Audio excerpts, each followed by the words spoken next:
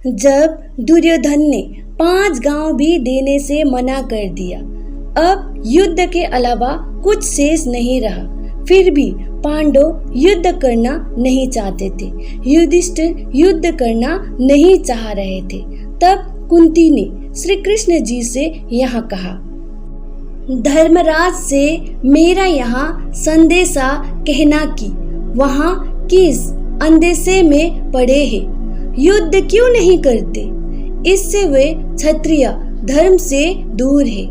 इसलिए हे तात, अपने बड़े नाम एवं ख्याति को संभाल कर युद्ध करो, क्योंकि तुम कोई हीन वंश में नहीं जन्मे हो।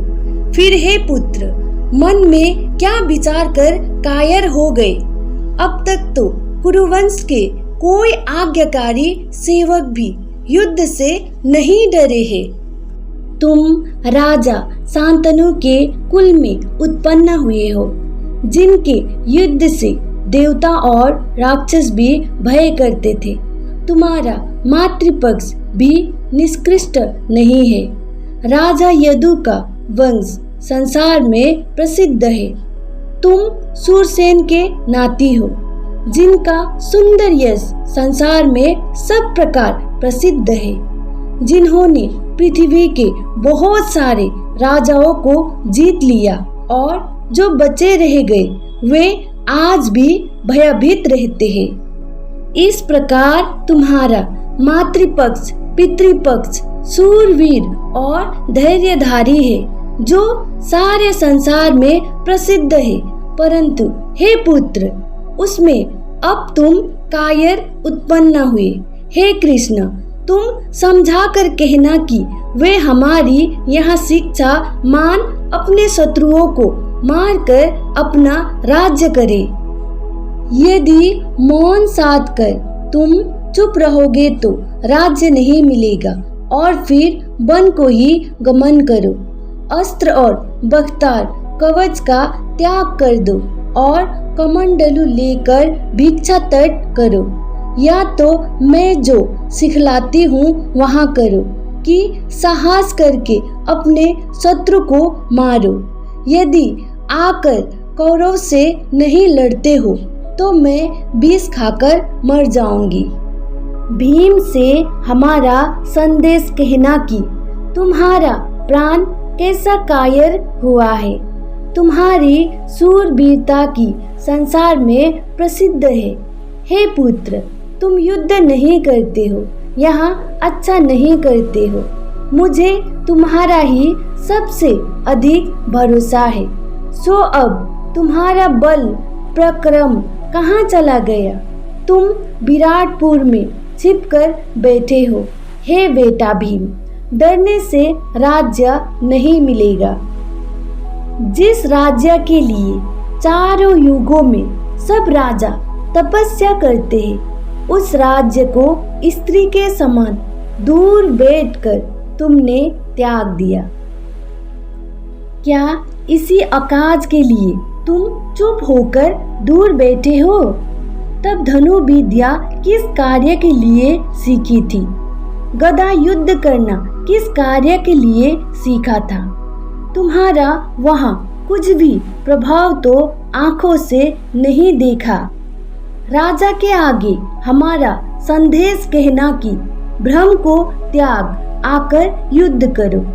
यदि भय मानकर नहीं लड़ोगे और स्त्री के समान बात कर वन को चले जाओगे, तो हे पुत्र, इस लाज से मैं जीवित न रहूंगी।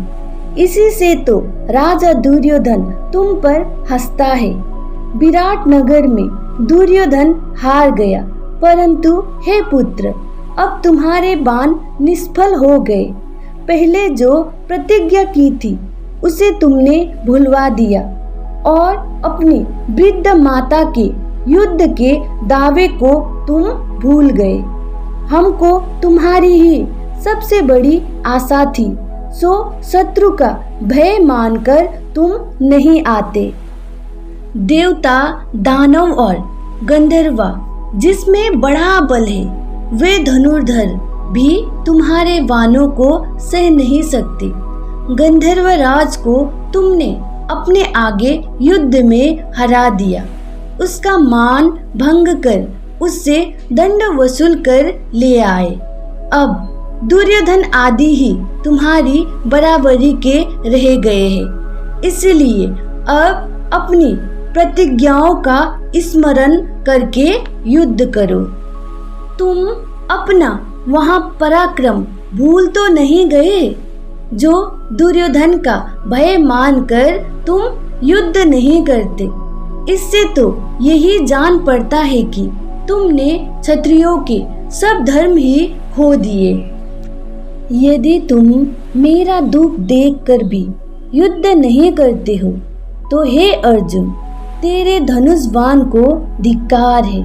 हाँ, मेरे जीवन की आशा मेरे पुत्र कायर हो गए, कर्ण के बाणों की भय मानकर छिप गए हैं। हमारी बातों को सुनकर शत्रुओं की स्त्रियां हंसती है और यहाँ कायरों की माता लज्जावश मर रही है। हे युधिष्ठिर, तुम मन में बड़े निर्लज हो गए और अब तुम्हारे शरीर में क्षत्रियों का धर्म नहीं रह गया है।